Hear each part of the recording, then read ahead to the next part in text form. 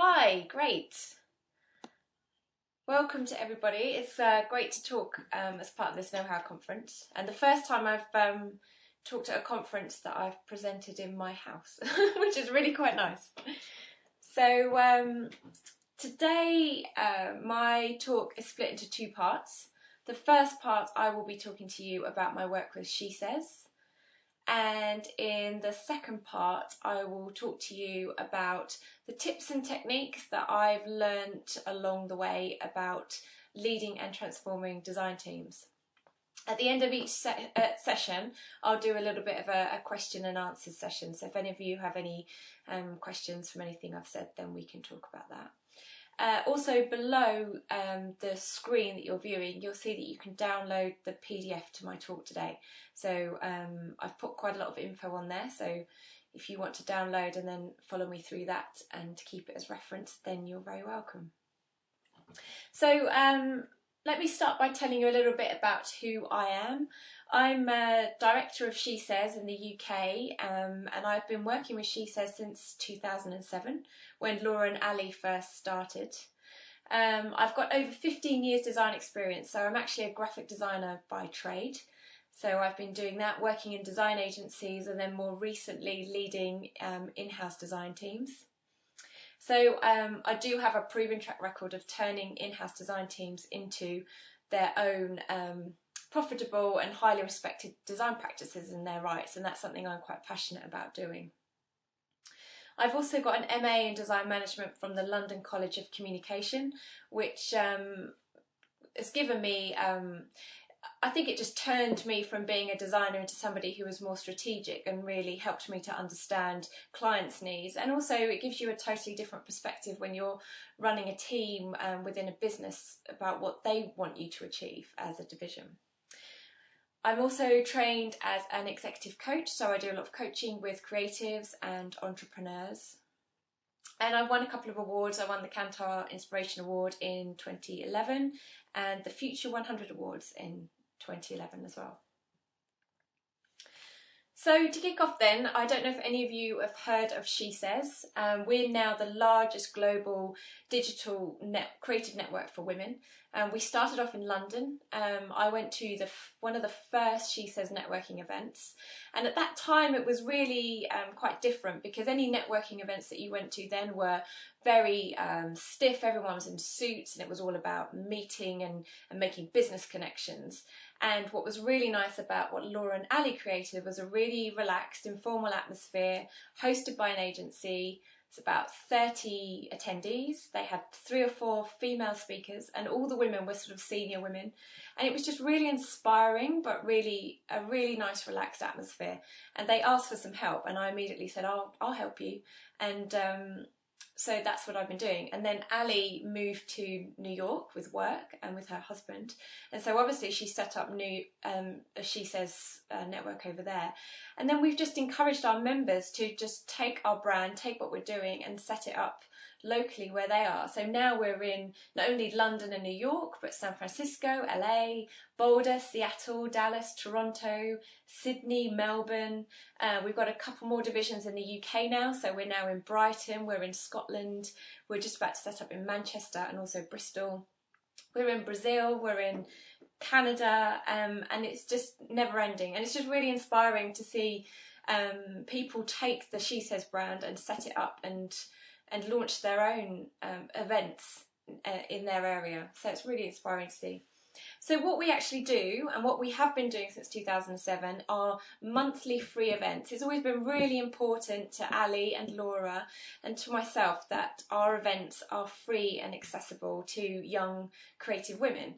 Because we're trying to get more women into those senior roles. Ali and Laura were quite senior creatives in digital advertising, and I think they just got really sick of seeing each other on judging panels and award shows, and they were like, you know, why is it just me and Laura or me and Ali? And that's what inspired them to set up She Says. So every month we do a networking event. We have about three to four female speakers. It's really relaxed, really informal.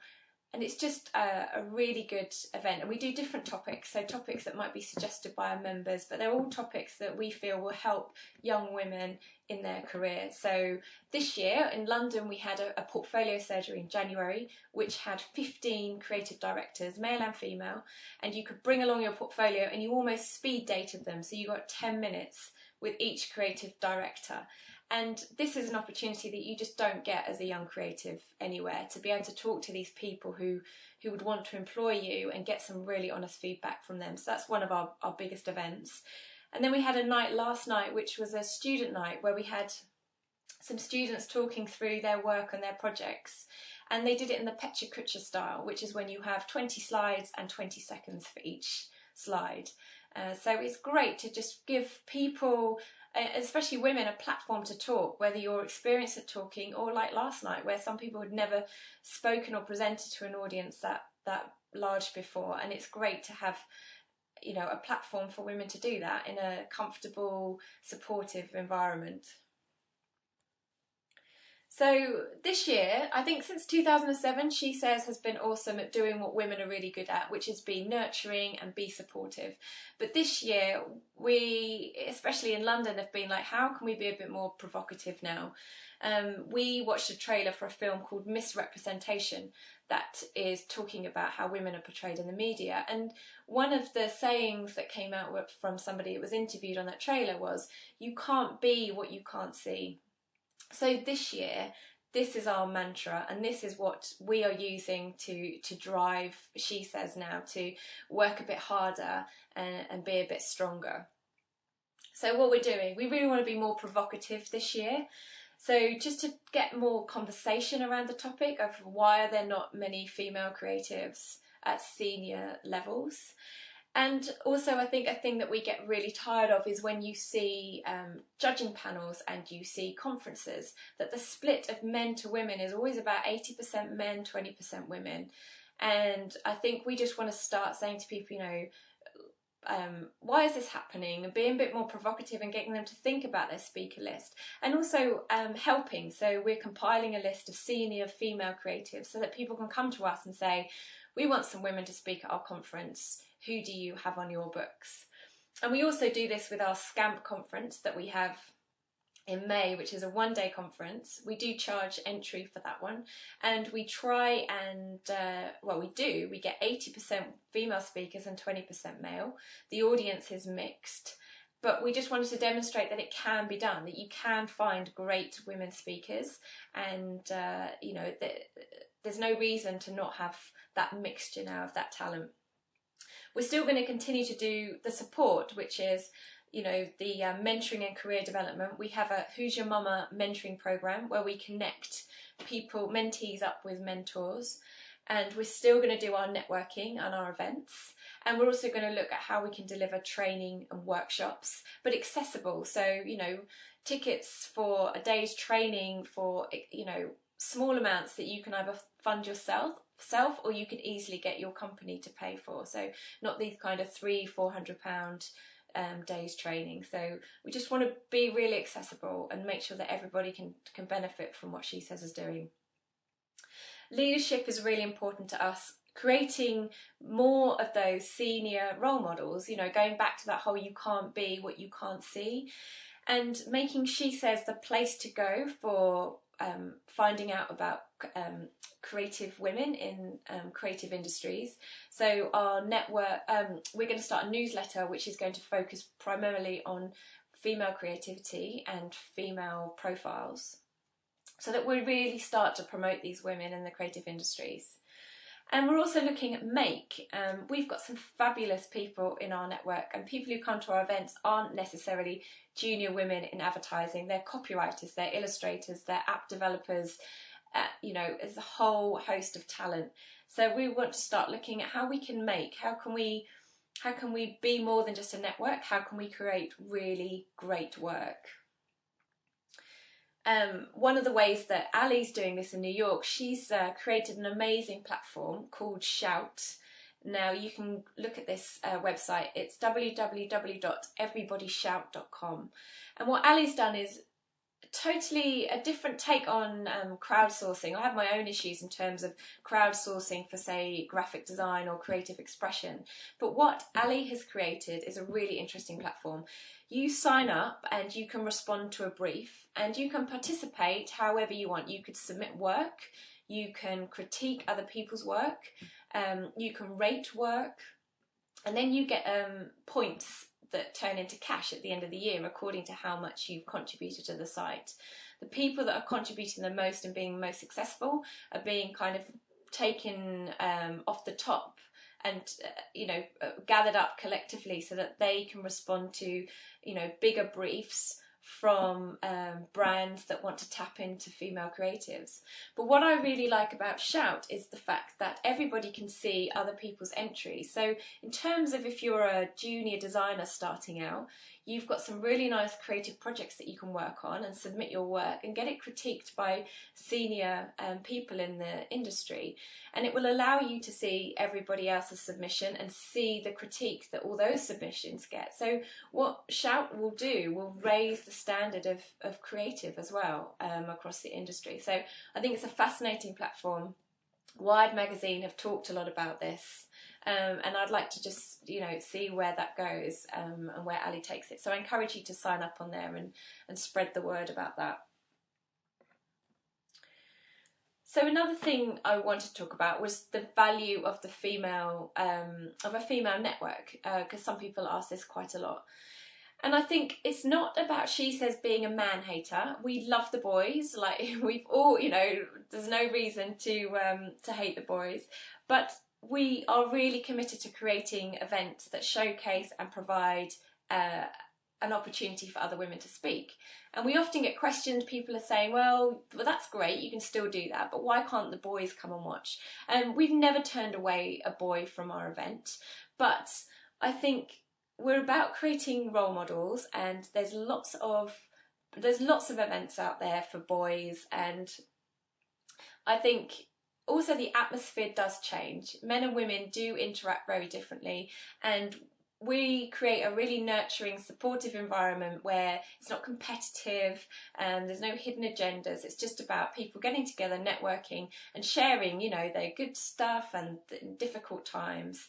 And it is a bit more of a girls' night out with, glass of wine and just that sort of relaxed atmosphere. And I think when you add the boys in, well, we just become another networking event of which there's hundreds that are for men and women.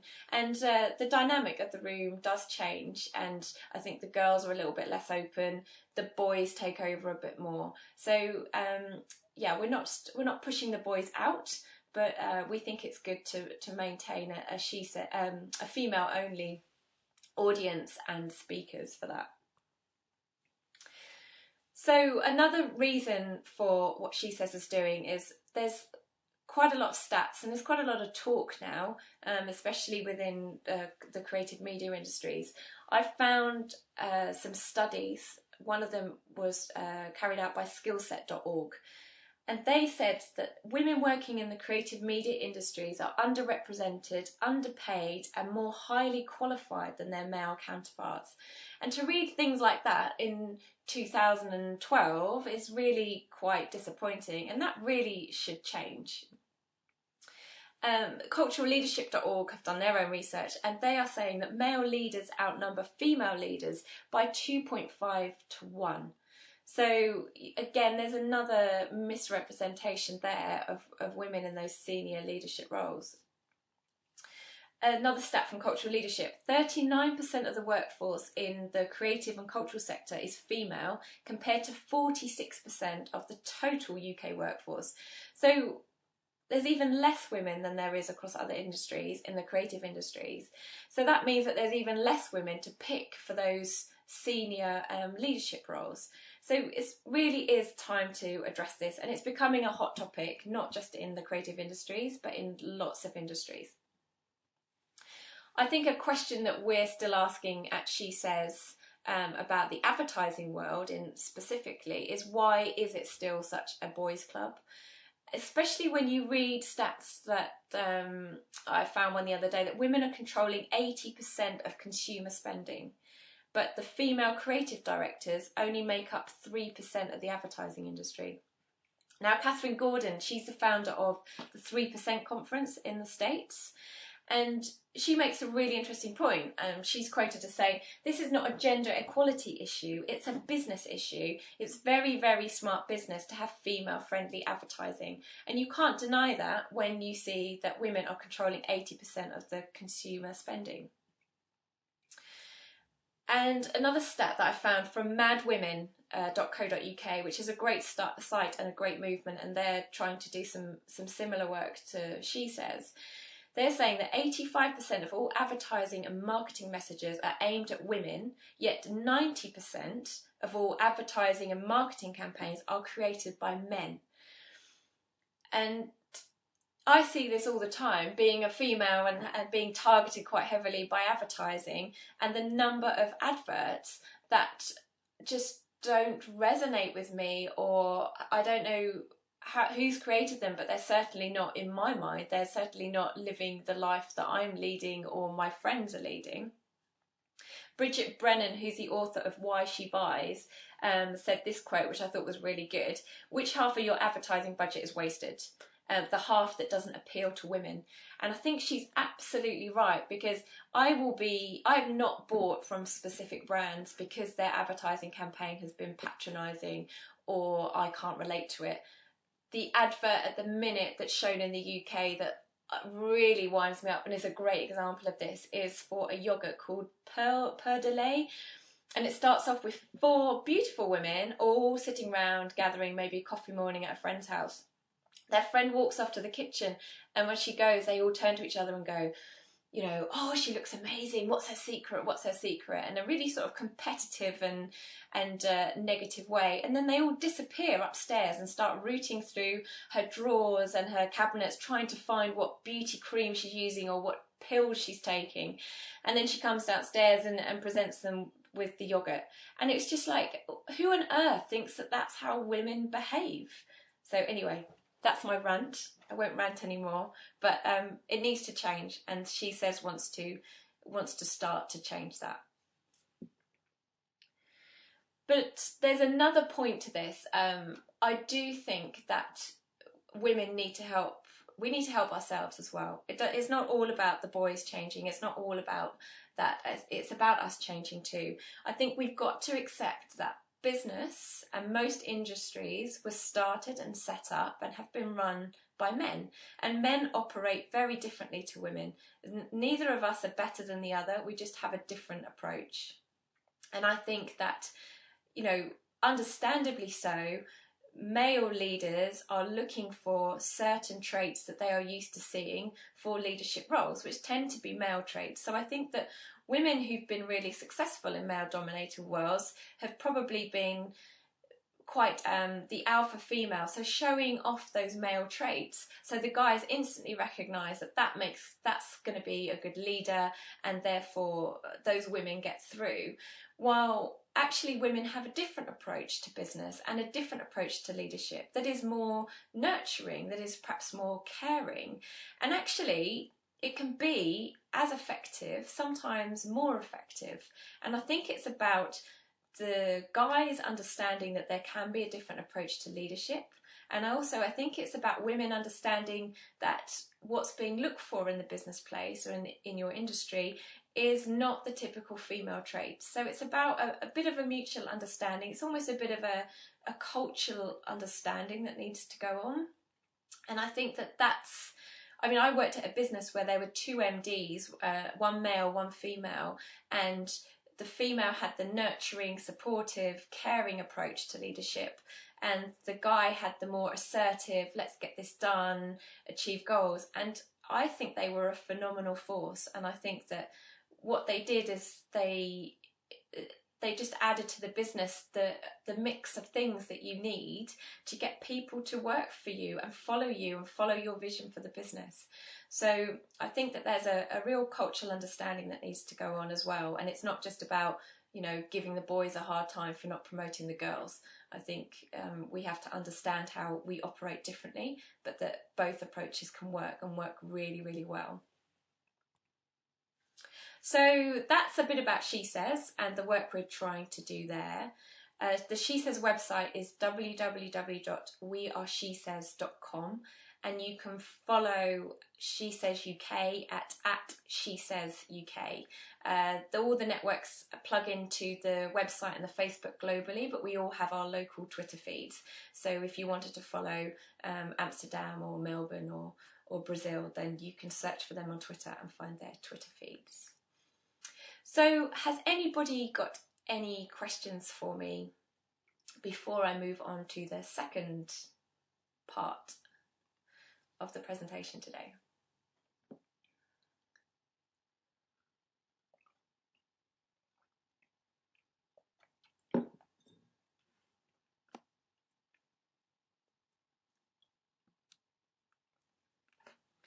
Okay, well, I will... Oh, sorry, there's a question coming through.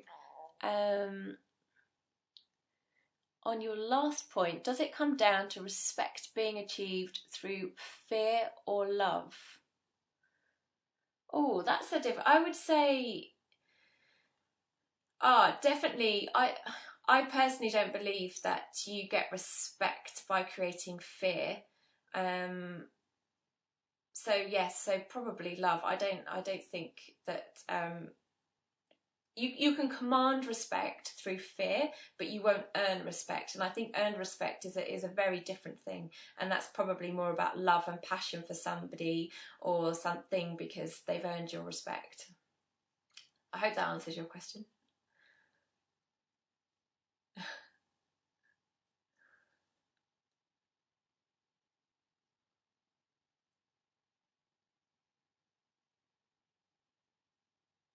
That's a good point, Anouk. I wonder, we're not, She Says aren't man haters though. We do love the boys, but it's interesting to know what guys think about the whole, let's get more women in these leadership roles.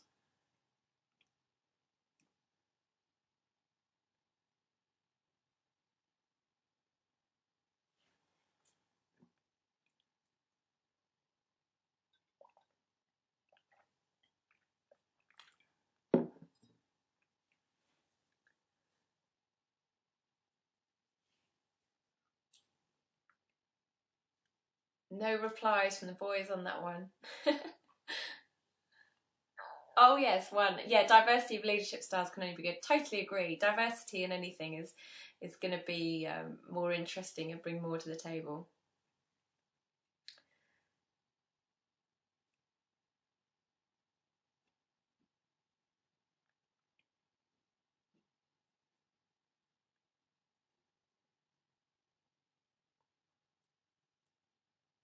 Okay, so that looks like that's all the questions for that section. So let's go into the second part of my talk, which is about leading. Oh, hang on, there's a question come through. I had a few problems with female leaders. Guess they were trying to be one of the boys. I totally agree. I don't think that's the way to go at all. I think you need to be authentic. You shouldn't try and be a man in the workplace, and that's not going to solve the problem, no. And I agree, I've worked with people who are similar, who took on very male traits to try and get respect and have an impact at work.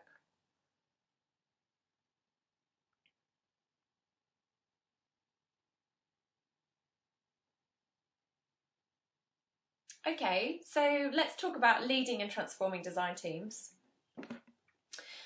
This is something that the things that I'm going to talk to you today are things that I've tried and that have worked for me and that I've found really valuable. And I think some of them as well apply not just to creative people, but to lots of people these days and how they want to work. I think the thing to remember about leading creative people, managing creative people, is that they really love what they do. So they are different in that respect, because there's not many professions where people really love what they do. So, but that's actually a good thing, because if you nurture them in the right way, they will just take things and run with it. So I would say that you really need to make sure that you give them stimulating creative projects.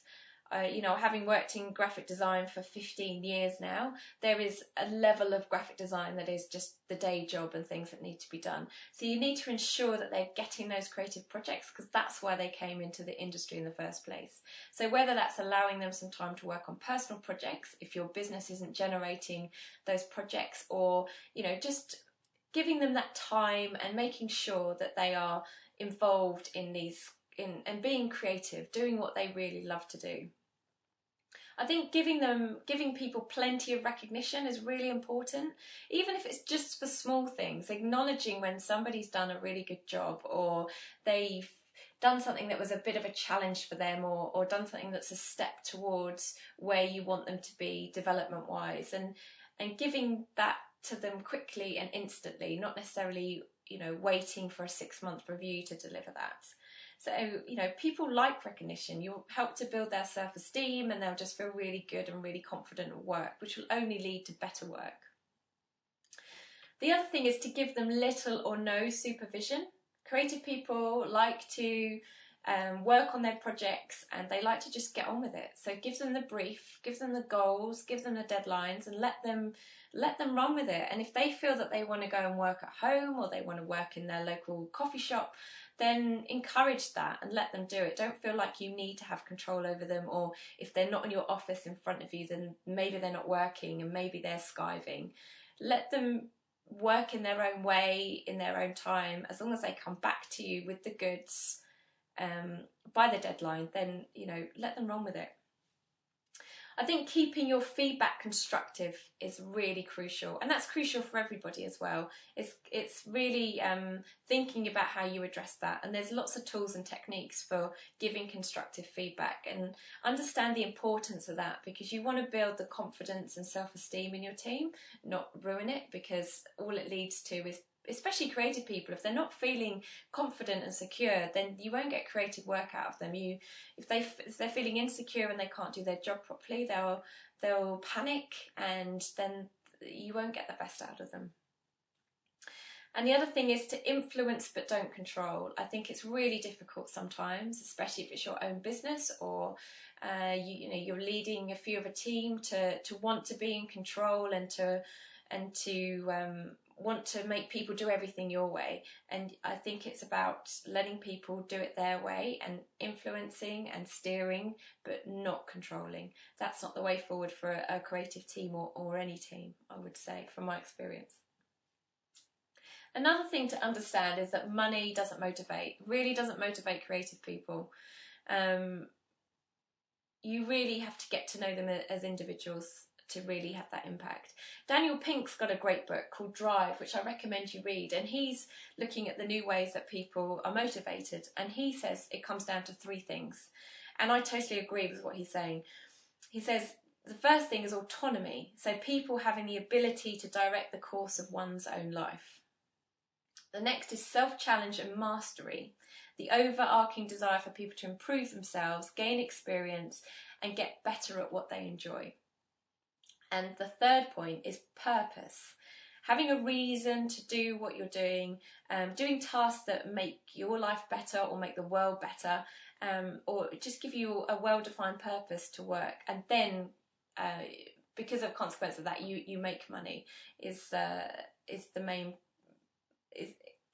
best way of getting the best out of people. So I encourage you to read Daniel Pink's book, because it's very interesting, and I think his motivation is very right for these changing times and different working environments that we have now. The other thing to do, especially as a team, you know, there's a real difference between, you know, some individuals working together and that being called team, and a group that are collectively working together for the same thing. And the way that you can get that more team dynamic is to celebrate success together. So giving instant praise and recognition, not waiting for those annual reviews, but sharing those moments as a team and encouraging that, and giving praise in front of the rest of the team as well, and acknowledging the team. These are all small things, but they have a huge impact. They really do.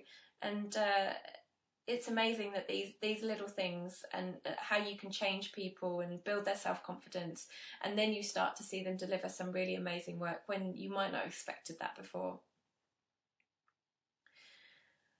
Another thing to consider is whether you're a leader or a manager, because there's two very different styles there. And I think traditionally, a lot of people have seen leaders as the CEO of the business or the founder of the business. And the manager are the heads of teams who are running around and making stuff happen. And, traditionally the term manager, the job is to plan, organise and coordinate, where the leader's job is to inspire and motivate. So the manager is focusing on systems and structure, the leader focuses on people. And if you have a management approach to your team, then you're just not going to transform them or inspire them or motivate them. But if you're a leader, you will be more interested in them as individuals. You'll have a bit more of a vision for the team. There'll be, a shared purpose together, and you'll find that you can deliver far more results and business impact when you start thinking about leadership. So if you're in a management position at the minute or you're leading a team, I'd encourage you to read around leadership books and leadership development books and think about leadership rather than thinking about management, because it's a totally different approach to a team, and it totally changes the dynamic of the team. There's a great story that probably some of you have already heard, but I think it really demonstrates how having a shared vision is really important for your team. It's about NASA and a guy who visited NASA and was doing a walk around, and he met a guy in the corridor and he was like, the guy was sweeping, I think he was the janitor, and he was sweeping or mopping the corridor. And the guy was like, what do you do here? And he said, sir, I'm helping to put a man on the moon. He could have said, I'm the janitor of NASA, but he knows that his role is playing a really important part in the overall business to get the man on the moon. And I think that's really important for your business, whether you're a small business, a large business, or even a team, is making sure that everyone understands what you collectively are trying to achieve. And then for everybody to understand what part they're playing in that, because even the receptionist in your business is helping you towards your vision with the way that they're approaching clients, greeting clients. So if you have a team and they all understand what they're doing and how they're contributing, and you're celebrating collectively with them when they're getting more towards the vision and achieving what you're trying to do as a team, you really create that team dynamic and you get people really excited and really engaged. And you also start to get people who will deliver more than what you expect, and they won't necessarily take their job as just a 9 to 5. They will contribute in so many more other ways and add even more value to the team than you would even expect. So I'd ask yourself that, is it true in your company that if you ask any of your employees, they know what they're doing in terms of how they're contributing to the overall business, and they're excited about that and engaged about that? Some really important points, and as I said before, it's the small things that can have the biggest difference. Being open, being honest, and being authentic, I would say, are the main principles to being a really good leader of a team. So in terms of feedback, it might be good, it might be bad, but you have to do it instantly. And I think the thing is, when you're doing it instantly and you're giving your team lots of positive feedback, like deserved positive feedback, you build their self-esteem and they take that on board, so that when you have to deliver negative feedback, or when somebody does something that's not quite up to their normal standards, they will know instantly from the way that you respond to them that you're perhaps not feeling that that's as good as they could have done before. And they'll acknowledge it too, and they'll probably even say to you, yeah, actually, I don't think I delivered so well on that. Actually, let me look at it. And they'll see it more as a challenge rather than I've got it wrong again. Oh, why should I bother? They'll see it more as perhaps I'm having an off day. And they'll kind of come back at it with a bit more of, they'll just, it's less of a knockback. I think when people don't hear positive praise, then any criticisms hit a lot harder. But when they're getting a good amount of praise, those criticisms then become slight challenges rather than a knockback. And again, that small thing can have a massive impact on your team. Mutual respect is another thing as well. Going back to the question that I had earlier, I think don't assume you have someone's respect just because you're a manager. They are always going to respect you because you are in a certain position or you're the owner of the business. But, you know, understand that you have to earn it. I think a good test to say to yourself is, what happens when I leave the room? Because if you've earned respect from your team and you have mutual respect for your team, you will know that when you leave the room that they are carrying on and working hard and doing a good job. And if you're not doing your job so well, then when you leave the room, you'll find that people are slacking, they sit back, you know, perhaps the business momentum drops a bit. So when you're away on holiday for 2 weeks, things don't happen. So I would say to yourself, just ask the question, what happens when you leave the room? What do you think your team is doing? A question to always ask yourself as well is, what's in it for them? I know that as a team they're being paid to do a job and they should be grateful, especially these days, that they have a job. But equally, everybody has to get something out of it. And you know, there's an overused marketing phrase, I think, or a business phrase that says, you know, create win-win scenarios. But really, that's absolutely right. You want your team, yes, they're there for you, but what's in it for them? And I've found in the past that just by having individual conversations with team members and actually asking them, what do they want to get out of their career? Do they want to be a creative director? Do they want to be account manager? Do they want to have their own business one day? And then by understanding that, you can then make sure that what you're doing day to day relates to their personal vision and their personal goals. And it doesn't mean they're not doing their job that they were hired for. It just means that you can make sure when the right projects come in, they get involved, they get experience, and acknowledging that they probably won't work for you forever. And they feel cared about and they feel like you are genuinely interested, which you should be. You know, this isn't to be faked. You generally have to care about their development and where they want to go. And they, again, will reward you by delivering more than you expected as a team. So I really encourage you to ask that question to yourself. What's in it for them? Why should they bother, really? You know, I know you're paying them, but we've talked earlier that money isn't the motivator. So how can you get them to really care about what you care about, that you need to deliver as a team, and get them on your side and want to deliver it? And the only way you're going to do that is to appeal to their self-interest and find out what they will get out of doing that, of working hard for you.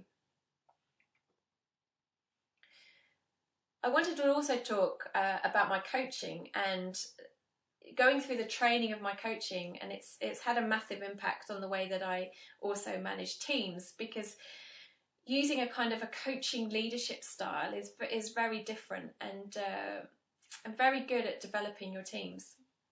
A lot of people get confused with mentoring and coaching, and mentoring is about putting in. So mentoring is about giving advice, giving direction, where coaching is about pulling out of people. So coaching is more non-directive. It's about helping to draw the answers out of people in their own way rather than putting them in. I mean, advice is really great and mentoring definitely is of value. But sometimes people can give you advice, which is advice that suits them as individuals, their certain environments, what they've done, and it might not work for you. It's still interesting, but it might not work for you, or you might not feel comfortable with that approach. What coaching does would get out of you and help you to solve your own problem and come to your own conclusion about the best way of solving that problem for you. It comes from the stance that people do know, that they don't need to be told.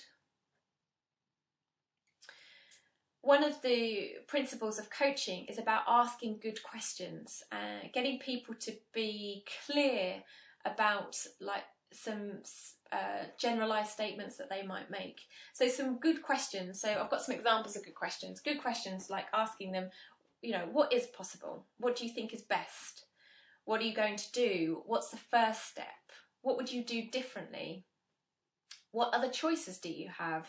What is the worst that could happen? So it's less about you telling them, it's more about you making sure they start to draw on their experience and their knowledge and give the answers back to you, which helps them develop and helps them be a stronger team member. Questions like this, questions that start with can, what, where, why and how, they're all sort of classed as wisdom access questions. So they're all about getting clarity, really getting people to be specific about things, helping them to explore some different perspectives. One of the questions not to use are why questions, and it's quite interesting. When you ask people why, they get quite defensive with their response. So instead of saying to people, why did you do that? Try asking, what made you decide to do that? Because you will get a far more open and honest response. When I was training to be a coach, one of the people I was training with had a teenage son, and she tried this approach on her teenager. And he did something stupid one day, and she was like, well, normally her approach would have been, well, why did you do that? And then he'd get really defensive, and then they'd have a big argument and he'd storm off. So this day he came back and had done something else stupid, and she said to him, so what made you do that then? And what she said is, what happened was that they actually had a conversation about it. And he admitted that he'd been a bit silly and he shouldn't have done it. And, it was just a far more positive interaction.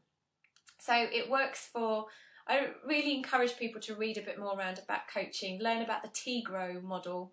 And thinking about just some of those principles. You don't have to be a qualified coach, but some of the principles of coaching and how it changes behaviour in a really positive way is really interesting, and it's really helped me enormously. So, and lastly, some points I wanted to make on creating a creative culture. A lot of businesses are trying to do that. A lot of traditional businesses that don't see themselves as creative are trying to be more creative. And it's not difficult, but I think for older businesses or the old school style of managing or working probably really clashes with a lot of the principles of a creative culture.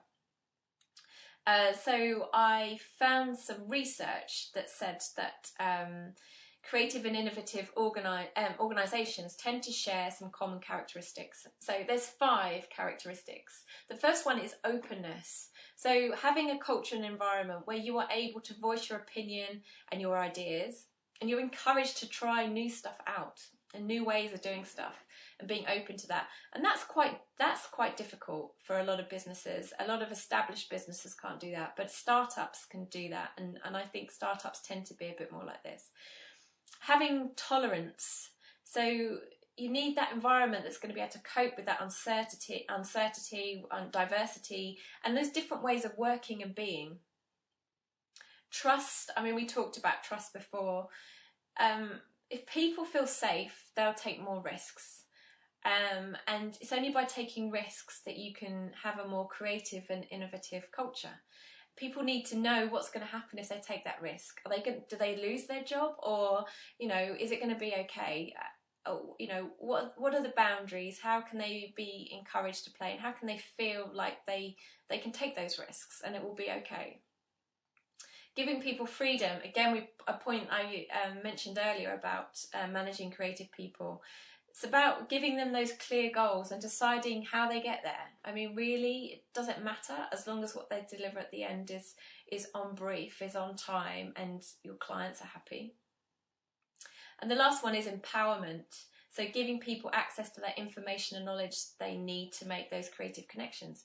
And I think a lot of businesses traditionally keep lots of secrets, well, we can't tell the junior staff, this person's leaving, we can't tell people about that, and creating this kind of mystery and intrigue. And, the more you do that, the more you alienate people, and you're stopping them from being creative, you're stopping them from looking at other ways in the business that they can help and contribute, because they don't know the full picture and the full story. So that's 5 things: openness, tolerance, trust, freedom, and empowerment. Just some of the ways that you can encourage and foster that creative culture. So that's the end of the talk. If you want to follow me on Twitter, my Twitter name is @EmmaSexton. You can email me at emma@weareshesays.com. And I've got some blog postings if you're interested in reading those, which are at www.emmasexton.com. In fact, I'll type these on the chat. But does anybody have any questions?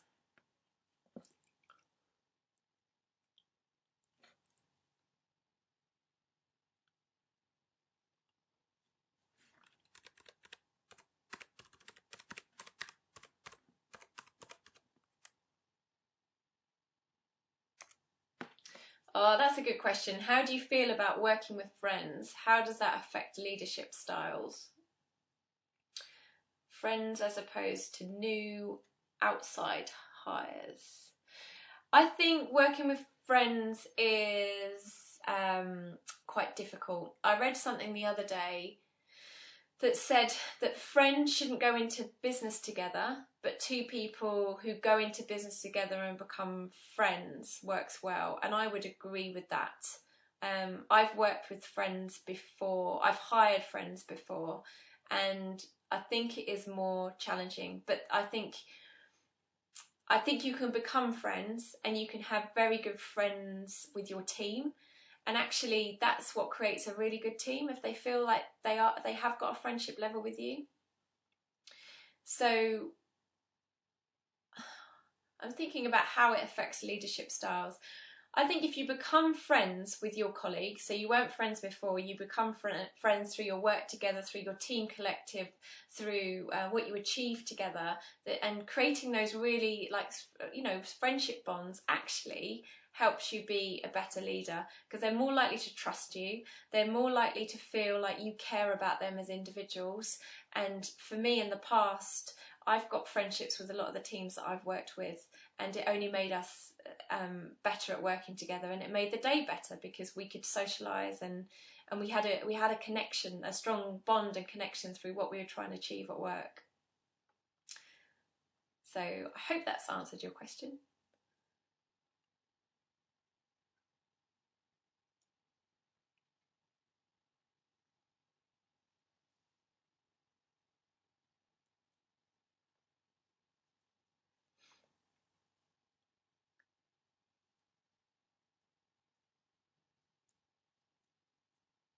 Any more from people?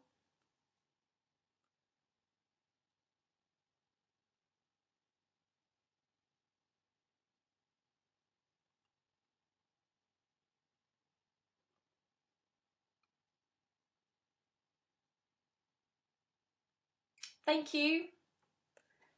And I'm looking forward to watching the other seminars now.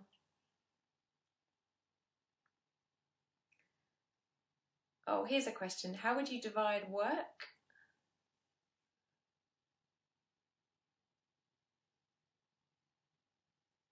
Is there another part to that question that I'm waiting for?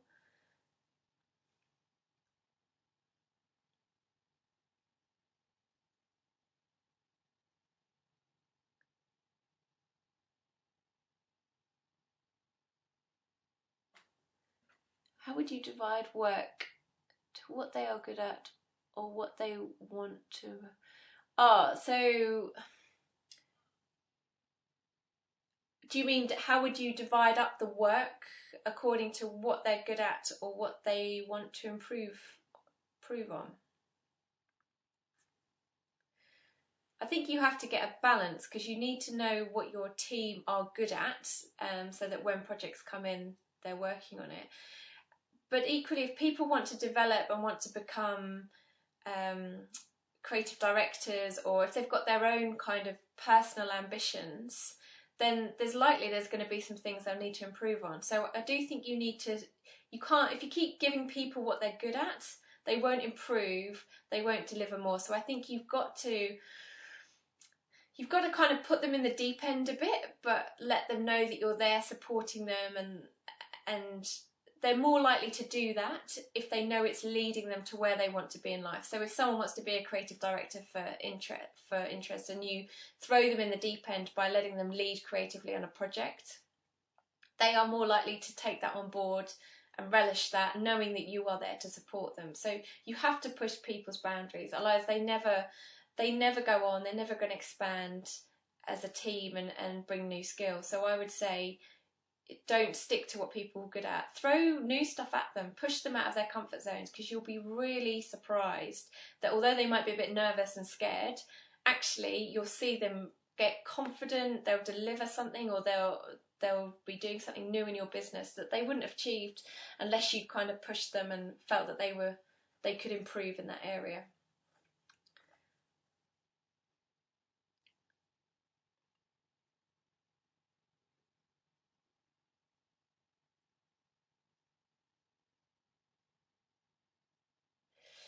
Is leadership more nature or nurture? That's an interesting one. I think leadership is more, I think it's more nurture in a way. I think it's an element of nurturing. I think you do the nurturing by finding out what people want to do, involving people, building those connections.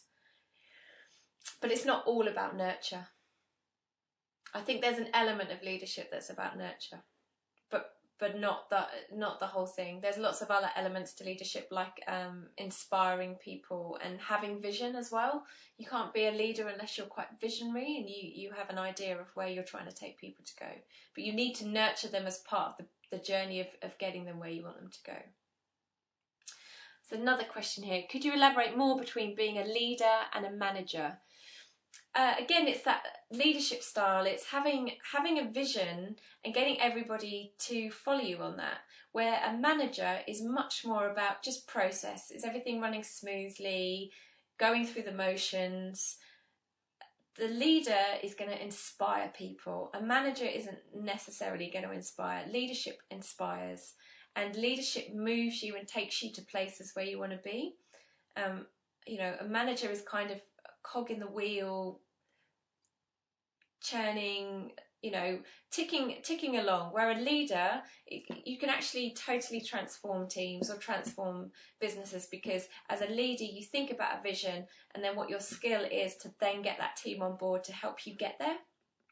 Where a manager is less likely to have that vision and is more likely to just be maintaining the status quo, keeping things ticking along, not necessarily changing anything.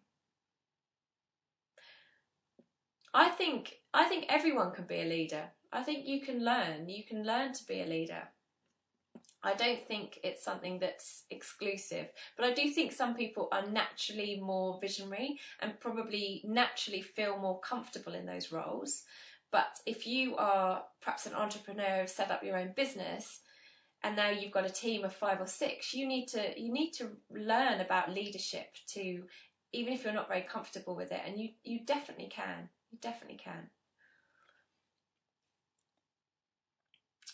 Yes, I totally agree. Well, I don't agree with the you can't teach creativity. Again, I think we're all born really creative, and I think our schooling system knocks that creativity out of us. And I think you can learn to be more creative. I think people just decide. You'll hear people go, "Oh, I'm not creative," and then you'll find out that they're doing lots of arts and crafts, or they're flower arrangers in their spare time. I've worked with people like that. They've just put themselves in the box of "I'm not creative."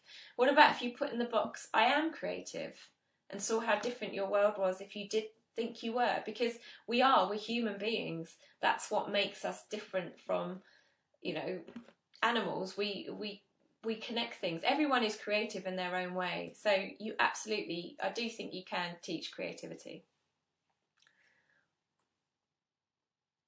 Yes, you can teach creativity and you can teach leadership.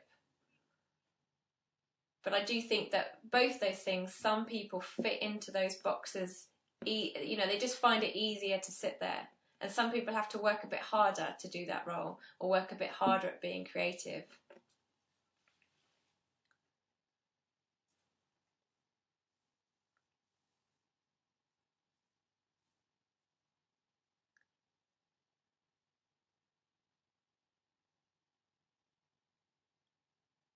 Any more questions?